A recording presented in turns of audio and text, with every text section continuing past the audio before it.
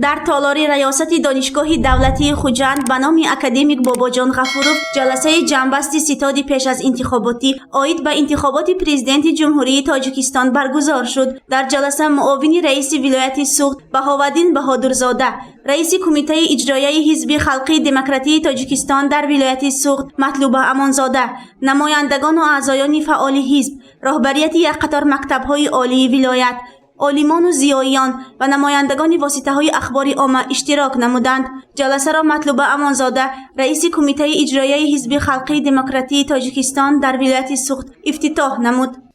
سنه 12 اکتبر سال 2020 از ستاد مرکزی به نام ستاد ولایتی برقی رسمی گردید که الان من آن را به سماعتان می‌رسانم. برقی تلفنی تحت رقم 41 از 12 اکتبر سال 2020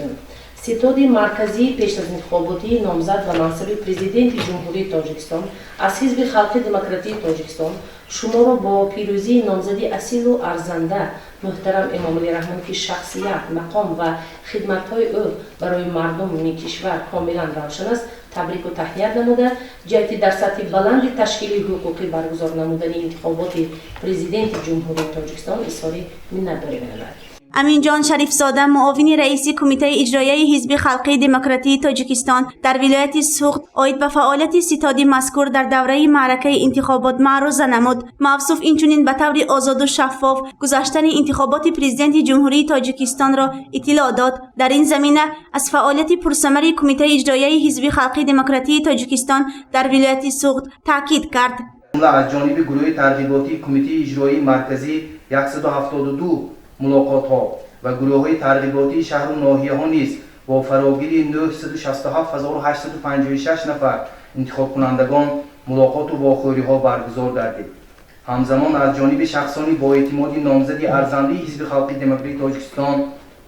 اساسگزار صلح و وحدت ملی پیشوای ملت پرزیدنت جمهوری تاجیکستان محترم امام علی رحمان در هیئت رکتور دانشگاه دولتی خوجند به نام اکادمی باباجان غفورov پروفسور جورزاده جمشید حبیبالله، رکتور دانشگاه دولتی حقوق بیزنس و سیاست تاجیکستان پروفسور شریفزاده مومن مشاکر و رکتور دانشکده آموزگاری تاجیکستان در شهر پنجکن رهسن معظم خان انصاری زیاده از 131 واخوری و ملاقات ها با فراگیری بیش از 23300 نفر انتخاب کنندگان برگزار کرده شد. بهاودین بهادرزاده معاون رئیس ولایت سوخت از کوشش و تلاش‌های سریوقتی کمیته اجرایی حزب خلقی دموکراتی تاجیکستان در ولایت سوخت ابراز اندیشه نموده نامه سپاس و تبریکات مقامات اجرایی حکومت دولتی ولایت سوخت شخصا رئیس ولایت رجب‌بای احمدزاده را به سمع حاضرین رسانید. سپاس و مبارکبادی مقامات اجرایی حکومت دولتی ولایت سوخت خاصتا رئیس ولایت سوخت محترم رجب‌بای احمدزاده را با هر یک شما و در سیمای شما و کلی حزبیان و ساکنان ولایت رسانیده اطمینان کامل می‌نمایم که در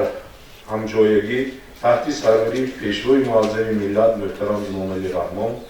زندگی و فعالیت نموده جشن برگزاری تاریخی و ملی 30 سالگی استقلالیت دولت تاجیکستان را با دستاوردهای ارزنده پیشواز خواهیم گرفت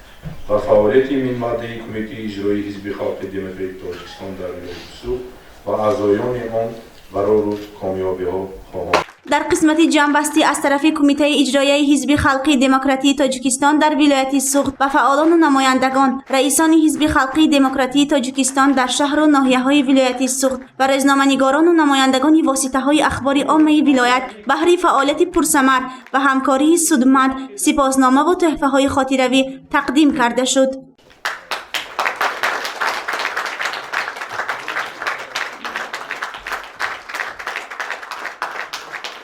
باعث ذکر است که حزب خلقی دموکراتی تاجیکستان برای پیشرفت و بهتر نمودن شرایط مردمی کشور و صلح و ثبات در جامعه تلاش می‌کند. گزارش سومن حامد و سید مختار سیدانور برای برنامه اطلاعاتی خبر.